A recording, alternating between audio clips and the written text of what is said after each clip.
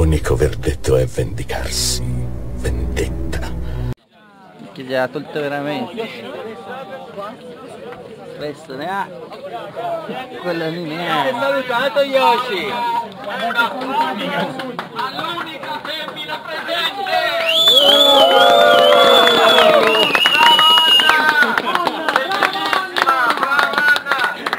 Perché voi banda di ricchioni, non portate mai una figlia? Prima la metà gialla per l'altro. Se sei a ricchioni come facciamo a portarla? Cazzo di gaggio!